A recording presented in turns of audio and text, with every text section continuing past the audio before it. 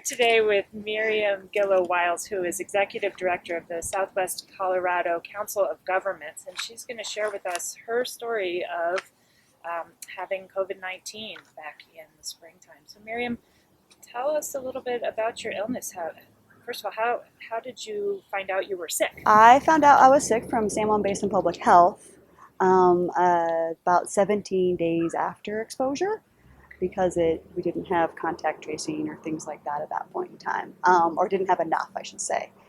But I definitely had symptoms before that that I did not recognize as COVID because it was so early in the process.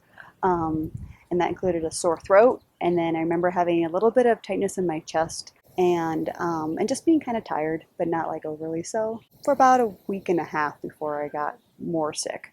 So I got a little bit more sick. The chest tightness got worse, and at about the same time, I was notified by San Juan Basin Public Health that I was had been exposed. Talk about kind of the path from there. How long were you sick, and did you ever have to go to the hospital? Oh, I didn't have to go to the hospital, although I did have a bag packed with my pertinent information about any medication I was on, because I was really freaked out that I might have to go to the hospital.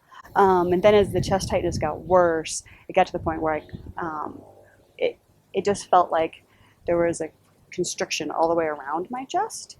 And that continued to get worse for some time. But I never developed a cough like most people do. But the fatigue was the only way I can describe it was soul crushing. I couldn't get up and take the dog out for a walk. It was exhausting to walk across the living room. I tried making dinner one night. I couldn't stand up long enough to actually cook dinner because I was that tired. And then I started to develop a fever right around the 2-week mark after exposure. It was just a big, this random rolling fever every so often. And the other thing that was the strangest to me is that I was so cold. I just was cold. I was actively sick for probably about 2.5, maybe 3 weeks. And then I had probably about another 3 week of still having some chest tightness, still having fatigue, and like working out of that fatigue. It was a very long process for me. My doctor thinks that I probably had more of a moderate case than a mild case, given how long it took for me to recover. And then people talk about that, loss of like being able to have the right words here and there, and that sort of COVID brain, if you will. And I definitely feel like I experienced that. There were times when I would lose my train of thought in the middle of a sentence in April and May. It was really disconcerting because I'm not used to living like that. And I honestly don't remember. I feel like April was basically a big black hole in my life. Like, I know I did things. There was stuff on my calendar. I even attended work meetings. I don't really remember them though. And so it's a little like it's not just like my chest hurt and I had a cough. It's like there's a lot of other symptoms in there that make me feel very disconcerted about it and make me worry about what the future is, and made me really worry at that point in time of like, is this permanent? It doesn't seem to be, but it still is really scary. And it was really scary. The whole thing was just terrifying. Do you have any idea how you got sick? Where you were exposed? I was exposed at a meeting on March 10th. So yeah, there was probably 20, 25 of us in a small room. And I know there were at least three of us got sick in that meeting.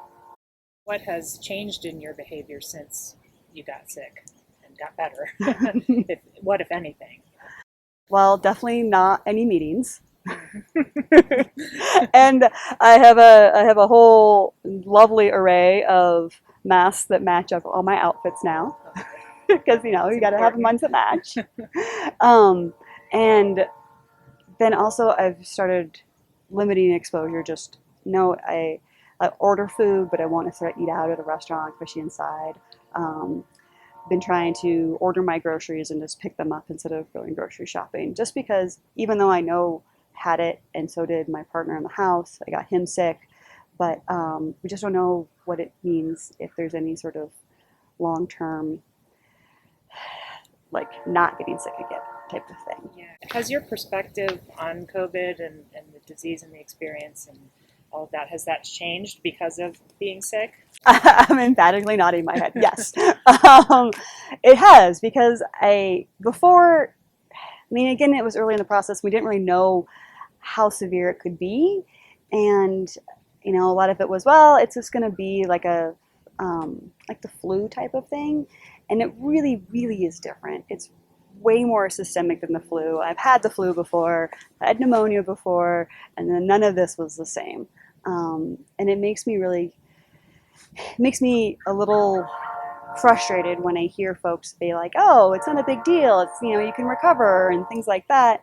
When it took me months to recover, and honestly, there's still times that I'm not 100% sure I'm fully recovered. I ended up, one of the things that also happened while I was sick was I separated 2 ribs from the inflammation in my chest pushing against my rib cage, because I didn't have a cough. That's the only thing we can surmise of what happened and how that happened.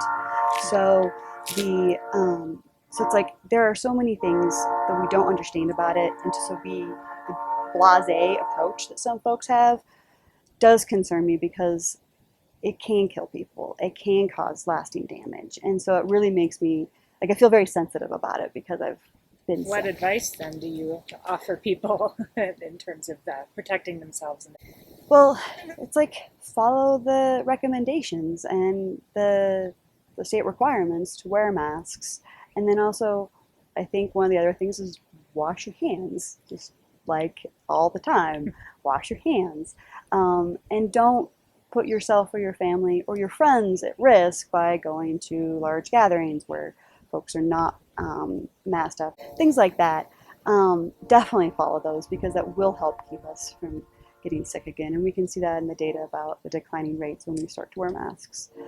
If you do get sick, it can be really scary, and to understand that it's really scary, but also to reach out to the folks that that might have gotten sick, to talk about that, because that's definitely one thing.